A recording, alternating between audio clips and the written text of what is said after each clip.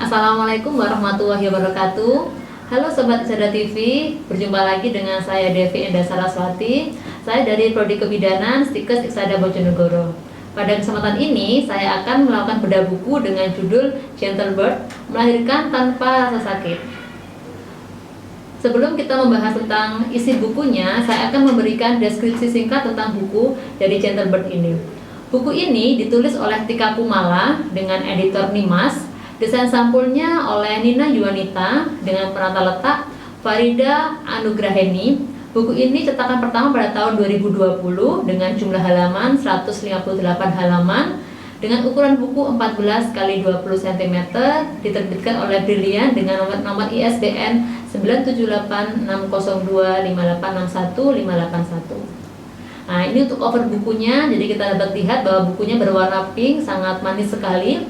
Di situ terdapat banyak, ada 3 gambar ibu yang dengan proses melahirkan. Buku ini ada 10 bab yang dibahas secara rinci dan sangat menyenangkan dan sangat mudah dipahami. Jadi bagi ibu-ibu yang mungkin tidak berbasic kesehatan dapat mencerna dengan mudah dan dapat memahami isinya dengan mudah.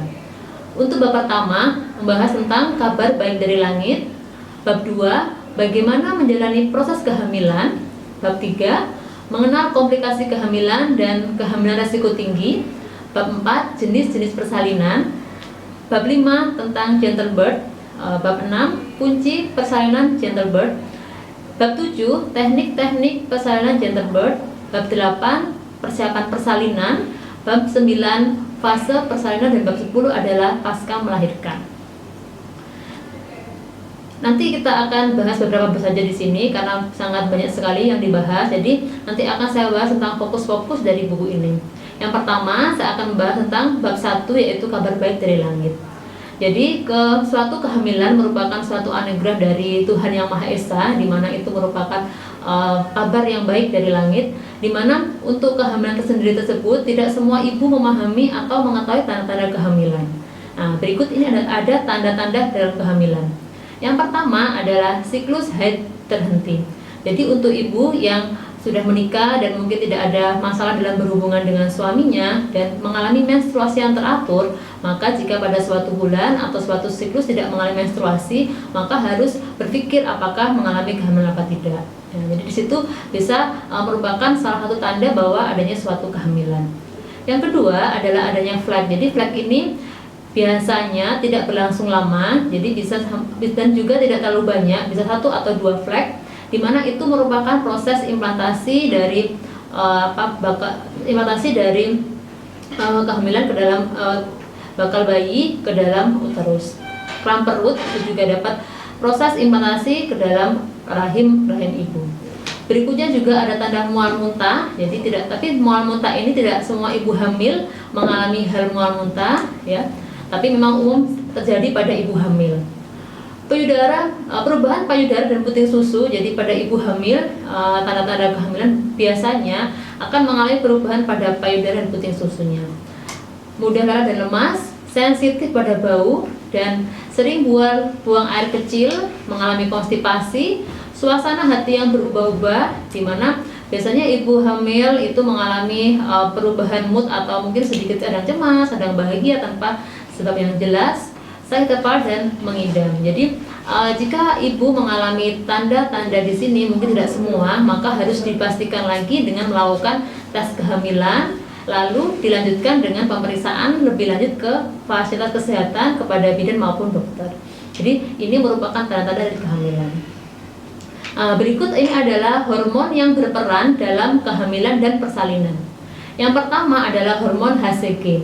Hormon ini mempertahankan kehamilan hingga janin menempel kepada rahim. Jadi hormon ini juga memicu terbentuknya hormon progesteron, yang dimana hormon ini mengakibatkan pencegahan haid selama hamil, sehingga pada ibu hamil tersebut tidak mengalami menstruasi karena memang tidak ada proses itu.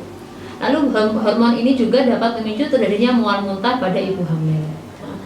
Hormon kedua yaitu hormon progesteron, di mana hormon ini berfungsi untuk menguatkan jaringan rahim, penguatan otot panggul, mencegah kontraksi dan mempengaruhi suasana hati.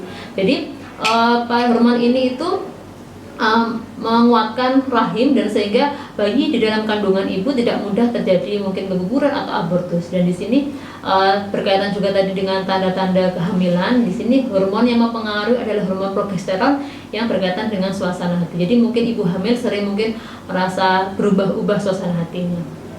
Untuk berikutnya ada hormon estrogen, di mana hormon ini diproduksi oleh ovarium dan plasenta.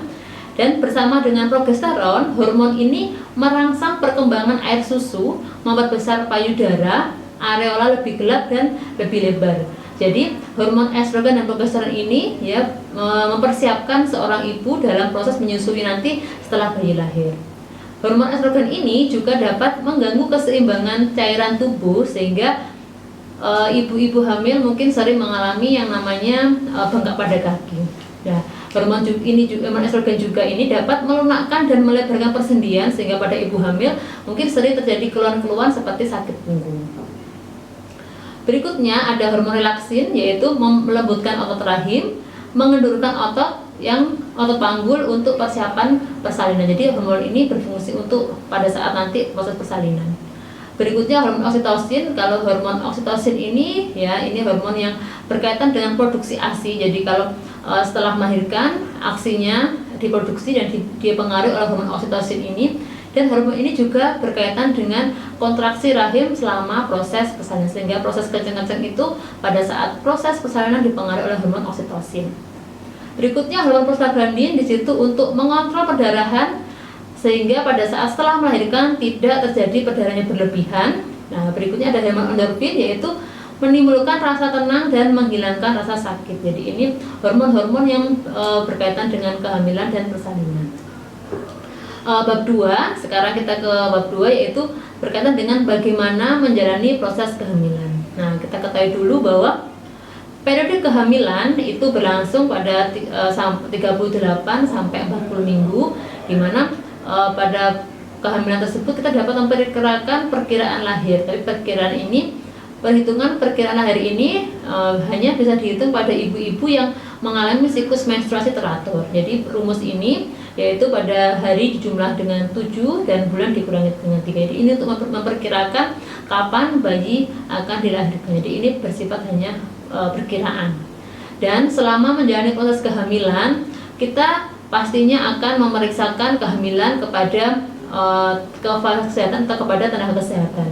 Jadi ini ada beberapa poin ya bagi ibu hamil, bahwa untuk memilih tenaga kesehatan ada beberapa poin yang perlu diperhatikan. Yang pertama adalah kenyamanan. Pastinya pilihlah tenaga kesehatan yang membuat Anda nyaman.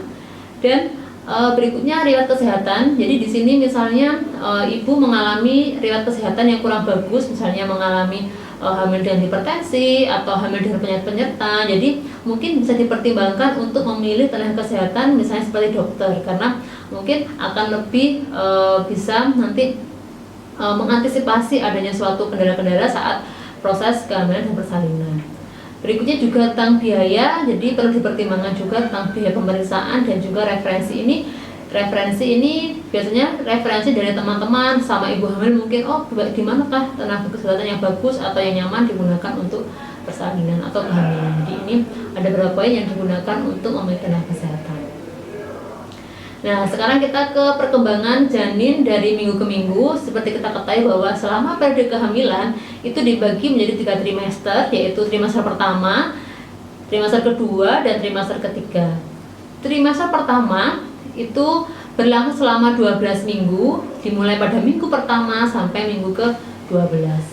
Untuk trimester kedua berlangsung 15 minggu, dimulai dari minggu ke-13 sampai ke-27. Trimester ketiga berlangsung selama 13 minggu, dari minggu ke-28 sampai ke-40. Jadi periode kehamilan dibagi menjadi 3 trimester ini. Nah, ini sekarang kita bahas tentang mitos-mitos selama kehamilan. Jadi mitos-mitos ini mungkin sering berkembang di masyarakat, di mana tidak semua mitos tadi itu mempunyai dampak yang positif bagi ibu hamil. Mitos yang pertama yaitu ibu hamil makan 2 kali lipat. Jadi memang sering ada anggapan bahwa ibu hamil itu kan karena ada bayi di dalam kandungannya atau janin, maka dia tidak hanya makan untuk dirinya sendiri, maka harus makan untuk bayinya, sehingga ibu-ibu hamil diminta makan 2 kali lipat. Itu mitos yang beredar di masyarakat. Nah, di sini jika kita kaji lebih lanjut di dalam segi kesehatan, maka makan itu bagi ibu hamil yang paling penting adalah kecukupan gizinya, bukan berapa kali banyaknya makan. Nah, jadi yang penting itu tidak harus 2 kali lipat ibu makan karena memang sedang berbadan 2 misalnya, tapi yang penting adalah kecukupan gizi. Pastinya gizi ibu hamil pada trimester 1, trimester 2, dan trimester 3 pasti akan berbeda. Dan ini sisi negatifnya, kalau misalnya ibu memaksa untuk 2 kali lipat untuk makannya, dapat mengakibatkan pertambahan berat badan yang berlebih pada ibu, yang nantinya dapat gula darah pada ibu akan lebih tinggi. Mitos yang kedua adalah seks membahayakan janin. Jadi kalau dikaji itu memang seks itu pada saat kehamilan itu memang aman karena memang janin terlindung oleh air ketuban. Jadi saat melakukan hubungan dengan suami tidak serta-merta dapat membahayakan bayi. Tetapi perlu diperhatikan bagi ibu-ibu dengan kondisi tertentu, misalnya dengan riwayat abortus atau mungkin dengan kondisi medis yang lain, diperhatikan apakah memang diperbolehkan apa tidak di situ. Mitos berikutnya yaitu mungkin ini sering kita dengar di masyarakat bahwa ibu hamil nggak boleh makan nanas, nggak boleh makan durian. Nah, di sini memang ya kan, makan nanas dan durian itu jika berlebihan tidak bagus, tetapi jika memang ibu tidak dilarang untuk makan nanas atau durian, karena memang nanas dan durian juga mengandung gizi-gizi yang diperlukan oleh ibu hamil, asalkan tadi tidak berlebihan. Kan tidak semudah itu misalnya dapat menggugurkan kandungan ya. Berikutnya adalah mitos ibu hamil tidak boleh minum kopi. Nah, jadi untuk kehamilan yang sehat, jadi ibu itu jika misalkan minum 2-3 cangkir kopi itu dalam sehari itu masih kategori aman. Tetapi perlu diperhatikan juga kalau ibu meminum atau kandungan kafein yang berlebihan pada yang diminum oleh ibu, maka dapat mengakibatkan tidak baik bagi ibu. Berikutnya adalah larangan berolahraga. Jadi memang masih banyak sering di masyarakat itu ibu hamil tidak boleh untuk banyak berolahraga, banyak beraktivitas, hanya diminta untuk tidur atau santai-santai aja. Nah, di situ memang kurang tepat. Jadi ibu hamil memang diharuskan cukup beristirahat, tetapi ya kan olahraganya juga baik untuk ibu hamil sesuai dengan kemampuan ibu dan juga kondisi ibu. Ini mitos yang terakhir yaitu kita sering dengar juga bahwa ibu hamil diminta untuk minum air kelapa ya agar bayinya putih dan bersih. Ya, itu pastinya tidak tepat ya, karena memang bayi putih atau bersih itu merupakan genetik dari orang tua. Jadi tidak mungkin misalkan seorang ibu yang mempunyai kulit mungkin coklat ataupun sawo matang nanti bayinya akan putih ya. Jadi di situ tergantung dari genetik ibu, di mana kalaupun ibu minum air kelapa ya kan itu tetap bagus untuk kesehatan, karena air kelapa tadi itu dapat mencegah ibu dari dehidrasi. Nah, ini kita sekarang masuk ke tentang gentle birth. Jadi gentle birth itu terdiri dari 2 kata, yaitu yang pertama gentle artinya lembut, birth adalah kelahiran. Jadi gentle birth adalah suatu metode persalinan yang begitu tenang, penuh kelembutan, dan memanfaatkan semua unsur alami dalam tubuh seseorang. Jadi ini oleh bidan Yesi Aprilia. Jadi gentle birth adalah persalinan yang lembut, ya, tenang, ya, dan memanfaatkan semua unsur-unsur alami di dalam tubuh seorang wanita. Jadi, nah ini ada beberapa keuntungan gentle birth pada ibu. Yang pertama, ibu tidak merasakan trauma persalinan. Nah, ibu dapat mengelola rasa sakit ketika kontraksi.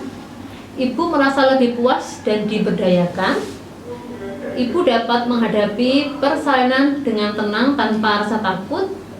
Ibu terhindar dari rasa khawatir dan cemas yang berlebihan.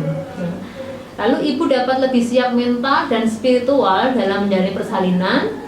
Proses persalinan ibu lancar karena merasa tenang dan rileks.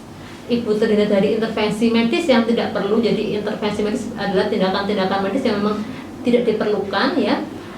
ASI cenderung lebih lancar dengan gentle birth, dan ibu bisa mendapatkan persalinan yang aman tanpa rasa sakit.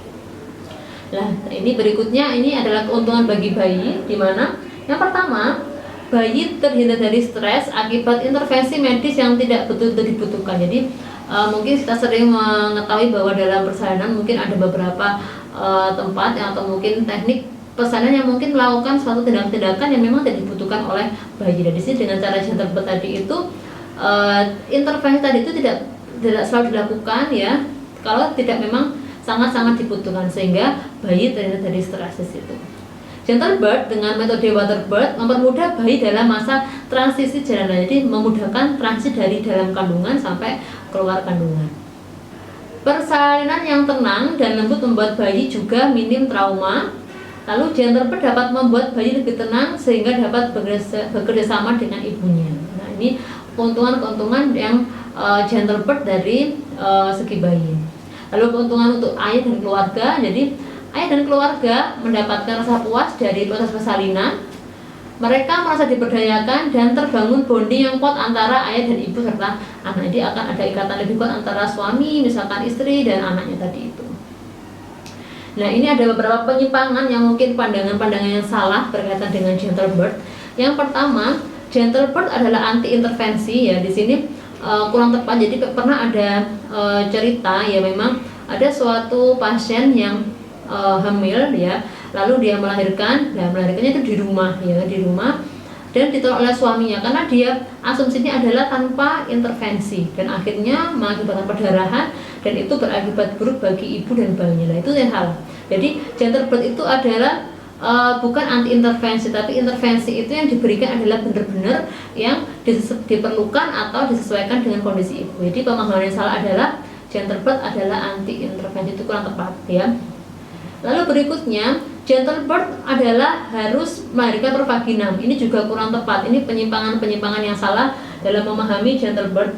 Kenapa? Karena gentle birth tadi itu tidak harus melahirkan secara per vaginam. Jadi bagi ibu-ibu yang misalkan melahirkan secara SC pun itu bisa. Jadi memang kita berencana awal adalah melahirkan per vaginam misalnya, tetapi mungkin di saat proses persalinan tadi itu ada suatu hal yang memang mengharuskan seorang ibu itu harus mendapatkan tindakan dengan cara SC, maka tidak harus, bisa tetap melakukan dengan gentle birth tapi tidak harus dengan per vaginam.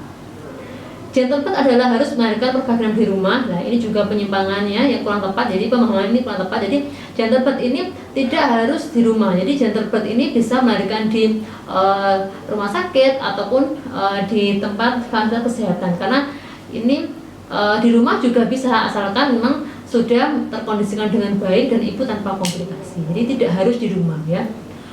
Terus gentle birth adalah harus water birth dan harus lotus birth. Jadi di sini tidak harus ya kan, gentle birth tidak harus dengan cara water birth atau dengan lotus birth. Jadi tetapi water birth atau lotus birth ini merupakan bagian dari gentle birth. Ya, jadi ini merupakan penyimpangan yang kurang tepat atau yang berkaitan dengan gentle birth. Lingkungan yang nyaman dan menyenangkan selama persalinan. Jadi lingkungan ini memang sangat mendukung dalam gentle birth, karena di mana lingkungan yang nyaman, aman akan memberikan suatu aura yang positif sehingga ibu dapat menjalankan gentle birth dengan baik. Berikutnya, kelima adalah kebebasan bergerak. Jadi selama gentle birth, jadi ibu bebas melakukan pergerakan. Di sini maksudnya adalah jadi ibu bisa memilih posisi apa yang dia kendaki selama proses persalinan. Jadi mungkin saat sebelum pembukaan lengkap ibu bisa berjalan-jalan, atau saat misalnya sudah saat mau melahirkan, ibu tidak harus posisi tidur, misalkan posisi totomi, tapi bisa mungkin posisi sambil jongkok dan lain sebagainya. Yang keenam, percaya pada kekuatan alam. Di sini sangat penting bahwa memang kita harus percaya bahwa memang suatu kehamilan itu merupakan anugerah dari alam, anugerah dari Tuhan, di mana kehamilan, persalinan dan juga bayi merupakan suatu elemen yang saling berkaitan, di mana akan menjadi suatu hal atau kondisi yang kekuatan alam tadi itu memberikan suatu jalan yang terbaik. Yang ketujuh adalah meminimalisir intervensi. Jadi gentle birth ini tidak memberikan intervensi. Di sini bukan berarti tanpa intervensi ya, tetapi intervensi yang diberikan adalah sangat minimal, di mana intervensi tersebut memang merupakan suatu kebutuhan yang harus diberikan, bukan memang intervensi-intervensi yang tidak berkaitan atau dapat merugikan ibu. 8. Kendali ada di tangan ibu, jadi bukan yang lain. Nah, tadi di sini berkaitan dengan poin sebelumnya bahwa memang pemberdayaan diri ibu itu memegang kunci yang penting di dalam gentle birth di sini. Napas pertama nomor 9, di situ di sini berkaitan dengan bayi. Jadi dengan gentle birth tadi itu dapat memberikan atau memfasilitasi napas pertama bayi yang lahir di dalam dunia ini dengan sangat soft dan sangat tidak terburu-buru. Sentuhan pertama pada bayi, IMD, ya, di sini juga berkaitan dengan bayinya. Jadi memfasilitasi ibu untuk melakukan IMD, bersentuhan dengan bayi secara langsung di situ. Oleh karena itu memang penting untuk dalam gentle birth ini digabungkan antara ibu dan bayi, tidak dipisahkan ruangannya antara ibu dengan bayinya. Menunda memotong tali pusat 3-10 hari, ini nanti kita ada kaitan dengan slide berikutnya. Lalu ibu tidak terpisah ruang dengan bayinya. Oke, sekarang kita ke teknik-teknik persalinan gentle birth. Yang pertama adalah water birth. Ya, ini sudah memang water birth ini memang mungkin ibu-ibu sudah familiar. Jadi water birth di sini adalah melahirkan di air. Ya. Jadi teknik water birth ini adalah melahirkan di dalam air, di mana water birth ini meminimalisir rasa sakit karena menggunakan air hangat yang mampu membantu ibu untuk lebih rileks sehingga otot menjadi lebih elastis. Jadi prinsipnya seperti itu, melahirkan di dalam air, di mana airnya itu hangat, ya. Dengan kehangatan air tersebut ibu jadi rileks sehingga menjadi otot lebih elastis sehingga proses persalinan akan menjadi lebih mudah dan lancar. Saat ibu melakukan persalinan dengan water birth, di sini ibu diperkenankan untuk masuk ke dalam kolam. Di sini kolamnya berisi air hangat, ya. Itu pada saat ibu sudah mulai pembukaan 6 cm. Jadi sebelum pembukaan 6 tersebut ibu tidak diperkenankan untuk masuk dalam kolam. Nah, setelah masuk kolam, ibu diperkenankan untuk berendam dengan air hangat tersebut dan mencari posisi yang senyaman mungkin ibu. Jadi tidak tenaga kesehatan tidak memberikan intervensi atau memandu ibu. Jadi ibu senyaman mungkin mau posisi seperti apa di dalam air. Keuntungan water birth, jadi yang pertama adalah memberikan efek relaksasi. Ya, ini pasti ya, karena memang dengan air hangat pastinya ibu akan lebih rileks, ya, di situ. Lalu ibu bebas bergerak, ya, karena memang ibu masuk dalam kolam, di mana kolam tadi itu berisi air hangat, sehingga ada daya apung di situ. Kalau ada daya apung di situ, ibu badannya akan terasa lebih ringan, sehingga ibu akan lebih mudah bergerak. Misalnya bergerak mau menggeser tubuhnya ke kanan atau ke kiri, itu akan lebih mudah dibandingkan misalkan ibu tidak di dalam air. Yang ketiga, keuntungannya adalah mengurangi stres pada bayi, di mana ini dengan water birth itu memberikan ruang pada bayi bahwa ruangan tersebut mirip dengan di dalam kandungan. Jadi maka setelah misalkan bayi lahir, jadi dia keluar dari rahim ibu, lalu lahir dalam dunia ini, dia akan memasuki area air yang telah disiapkan tadi itu. Jadi akan menjadi suatu adaptasi yang sangat halus bagi bayi, di mana setelah dalam kandungan dia di dalam air. Berikutnya privasi, ini pastinya ya memberikan privasi bagi ibu. Nah, terlepas dari keuntungan tersebut, ada beberapa resiko jika persalinan dilakukan dengan cara water birth. Yang pertama adalah bayi tenggelam. Jadi karena kita kelahirannya dengan di dalam air, maka dapat ada resiko tenggelam. Jadi ini perlu diwaspadai bagi persalinan dengan water birth, karena dapat terjadi resiko bayi tenggelam saat persalinan dengan water birth ini.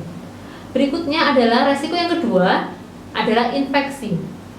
Jadi saat ibu mengejan, kemungkinan juga ibu dapat mengeluarkan kotoran, di mana kotoran tadi tersebut akan bercampur dengan air dan dapat di situ akan memicu infeksi jika misalnya bayi akan keluar dari kandungan ke lewat jalan lahir dan akan di media air tersebut. Kalau memang ibu bersalin di luar tanpa di dalam kolam di situ kan mungkin saat mengejan ada keluar kotoran, maka dapat dibersihkan dan diangkat. Tapi kalau di dalam air bisa jadi tanpa disadari keluar lalu tercampur dengan media air tersebut. Resiko ketiga yaitu radang paru-paru. Jadi di sini penting bagi persalinan water birth tadi itu agar menjaga suhu air tetap hangat, yaitu sekitar 36 sampai 37 derajat Celcius, ya. Jadi dan saat setelah bayi lahir itu segera diangkat. Jadi setelah bayi lahir, ya, maka sudah diangkat dari kolamnya. Lalu yang keempat yaitu sindrom aspirasi mekonium. Jadi tidak hanya ibu, jadi mungkin bisa saat bayi baru lahir juga itu bayi lahir sambil mengeluarkan terdapat juga ketuban bercampur dengan mekonium, ya. Jadi karena di dalam media air maka mungkin dapat tercampur dalam air tersebut, dan saat bayi lahir bayi dapat menghirup, ya kan, cairan tersebut yang sudah terkontaminasi dengan mekonium. Jadi itu salah satu resiko-resiko yang perlu diwaspadai jika memilih persalinan dengan waterbird. Ini ada hal-hal yang perlu dipersiapkan bagi ibu jika merencanakan persalinan dengan waterbird. Yang pertama, ya ini penting, konsultasikan dulu kepada tenaga kesehatan. Jadi tidak bisa serta-merta kita tiba-tiba persalinan. Jadi kita harus mengkonsultasikan dulu apakah kondisi kita, ya kondisi ibu dan bayi itu sesuai atau bisa, ya kan, jika kita memilih persalinan dengan cara waterbird. Dan ini yang kedua nyambung ya. Jadi pastikan kondisi ibu bayi itu tidak ada kendala atau mendukung dengan cara persalinan dengan waterbird. Persiapkan dana yang lebih, jadi pastinya ya, karena memang ini proses kelahiran dengan cara waterbird yang mungkin tidak begitu familiar dan tidak semua vaskes menyediakan, maka kita harus mempersiapkan dana lebih untuk mengantisipasi jika mungkin ada komplikasi di situ. Yang berikutnya adalah harus ada tenkes yang profesional yang menemani. Jadi memang harus ada praktisi kesehatan atau tenaga kesehatan yang memang sudah profesional, yang sudah mungkin harus bersertifikasi untuk mendampingi dalam proses persalinan waterbird. Jadi tidak bisa misalkan tenaga kesehatan yang memang belum pernah atau belum tersertifikasi mendampingi Anda ibu persalinan dengan cara waterbird. Nah, ini ada tenaga ahlinya. Kolamnya harus sesuai dengan standar ya, dimana luasnya harus berapa, tingginya seberapa, ya kan, dan suhunya harus stabil ya, 36 sampai 37 derajat Celcius. Jadi suhunya harus stabil di situ. Lalu banyak minum air dan buat rencana-rencana apabila ada suatu hal yang tidak diinginkan.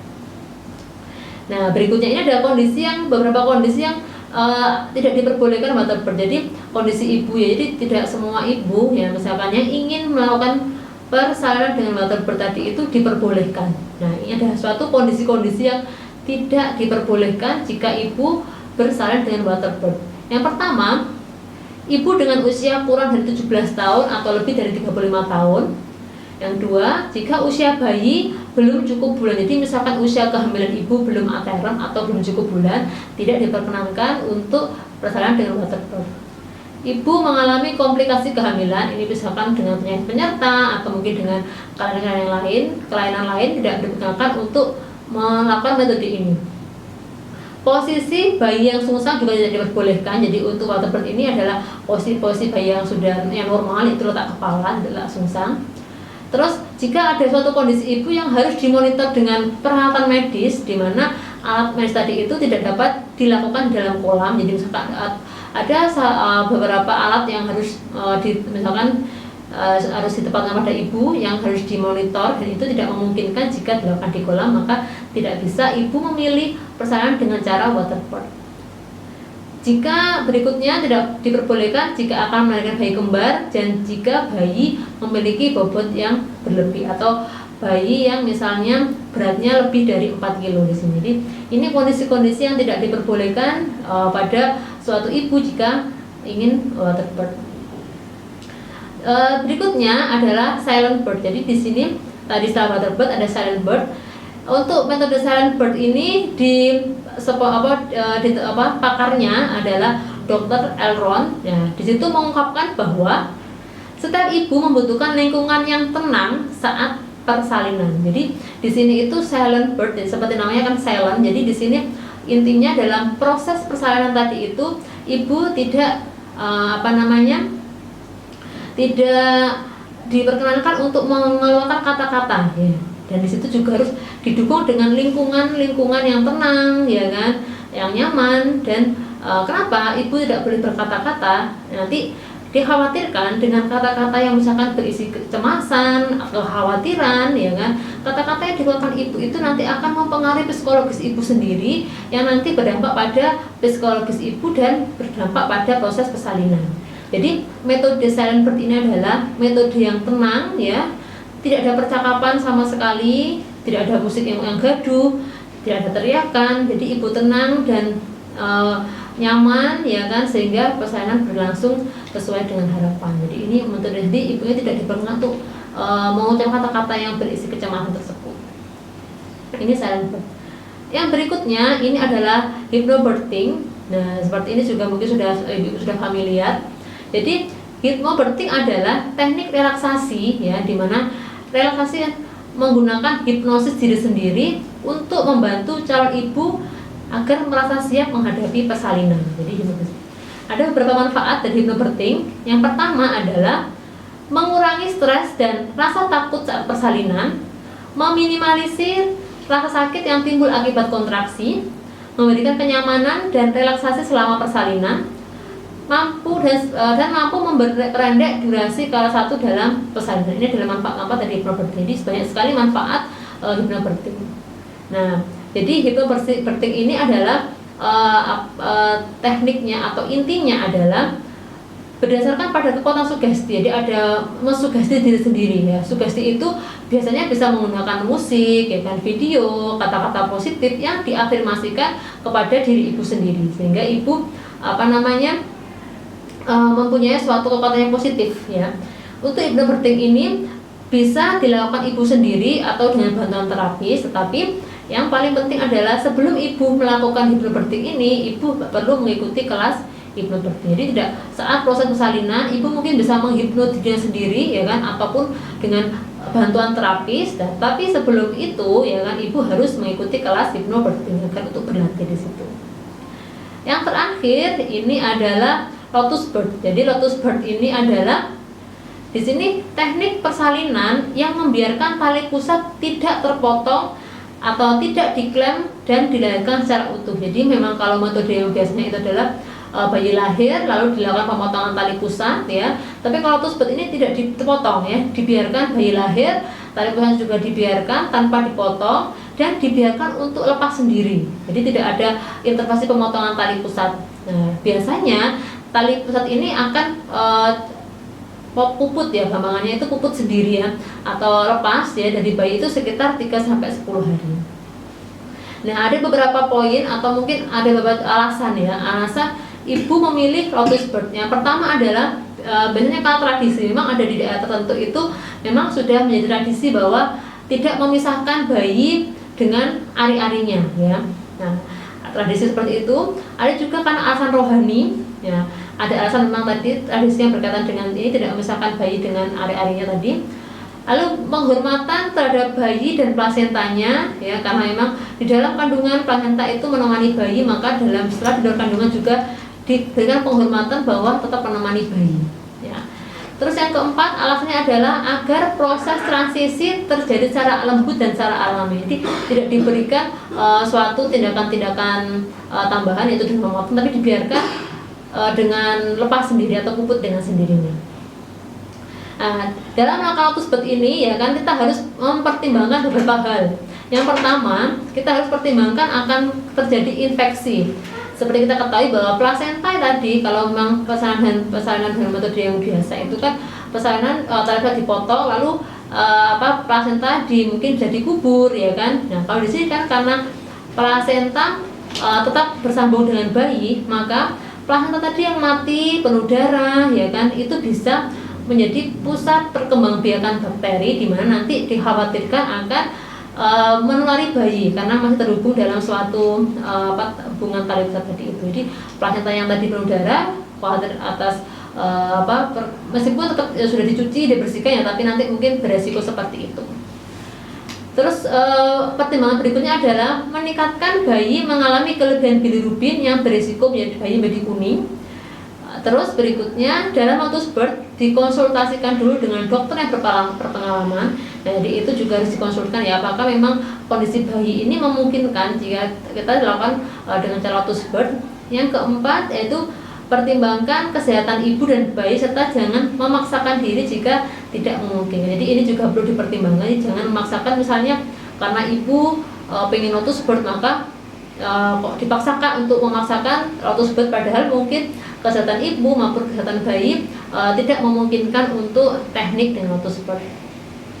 Baik, terima kasih. Demikian bedah buku dari saya. Jadi untuk Sobat Cerdas TV, misalkan ada pertanyaan atau hal-hal yang perlu di-sharingkan, dapat mungkin dituliskan di kolom komentar. Nanti kami akan menjawabnya. Terima kasih dan jangan lupa untuk like, komen dan share video ini. Dan sampai berjumpa lagi di sesi berikutnya. Saya akhiri, wassalamualaikum warahmatullahi wabarakatuh.